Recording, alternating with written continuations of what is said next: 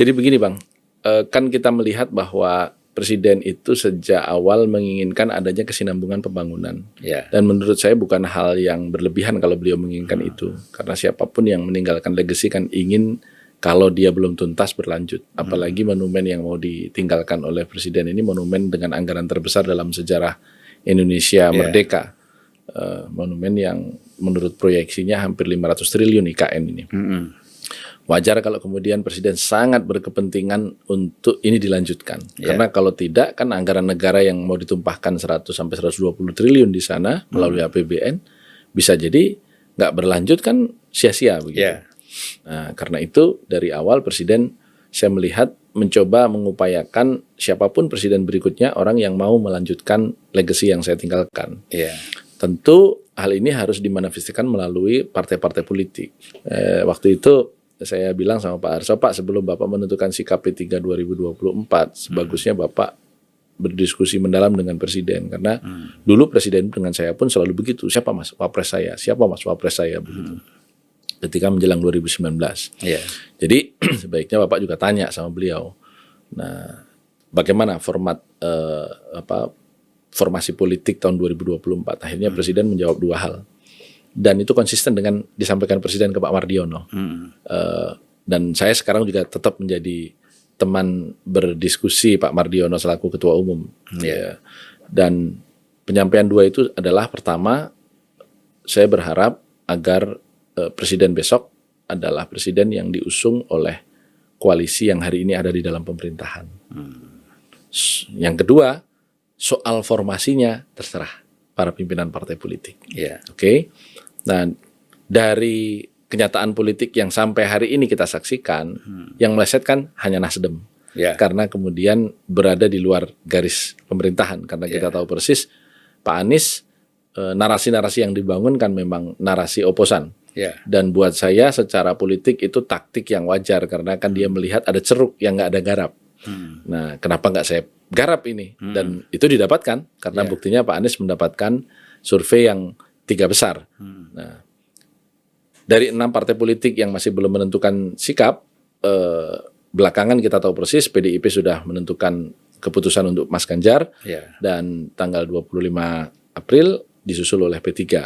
Berarti tinggal 4 partai politik. Nah, pertemuan kemarin, pertama tentu sebagaimana disampaikan Pak Prabowo di dalam keterangan pers setelah pertemuan bahwa Presiden lebih banyak mengeksplorasi soal ekonomi nasional.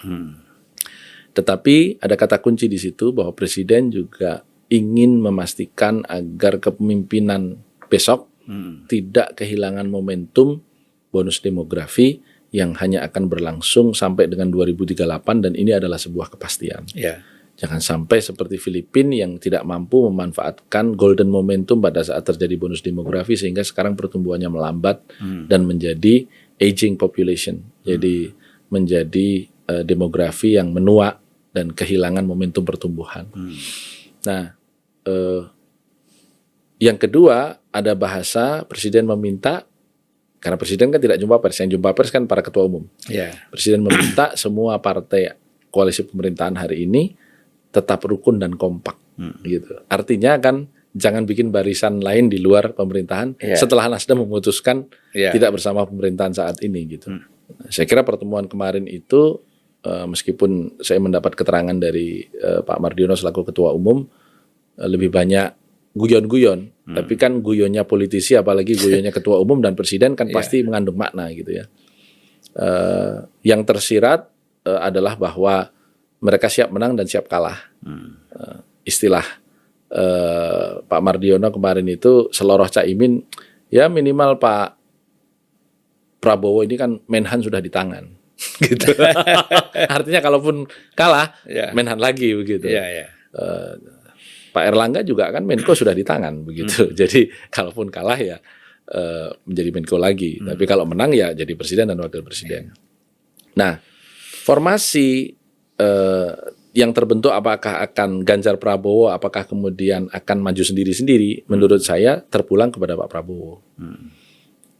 Hari ini kalau jujur kita membaca psikis Pak Prabowo dan keluarganya, karena kita tahu persis yang mati-matian menopang logistik Pak Prabowo ketika maju itu adalah Pak Hashim. dan itu diakui dalam banyak kesempatan. Apakah Pak Prabowo mau untuk menjadi wakil presidennya Ganjar? Pak Hasyim kan udah menolak kan? Nah, satu, Pak Hasyim sudah menolak. Yang kedua, kita lihat Pak Prabowo ini 4 kali maju dari tahun 2004. Semuanya dalam posisi Pak Prabowo tidak memiliki jabatan publik. Nggak menjabat saja maju. Masa sekarang jadi Menhan nggak maju? Nah, gitu. Artinya logika politik kita kan pasti ada tuntunannya kan? Oh ya nggak mungkin lah. Mau ditaruh mana muka dia gitu. Wong kemarin-kemarin nggak punya jabatan aja maju gitu. Jadi most likely memang akan maju. Nah, apakah kemudian Ganjar Prabowo akan terbentuk? Ya sekali lagi kembali ke Pak Prabowo. Di samping yang kedua kembali ke Bu Mega. Apakah Ibu mau dengan memiliki wakil seorang Prabowo? Kalau melihat kebiasaan politik Ibu paling tidak dalam 2 pilpres terakhir, kemungkinan maunya ada.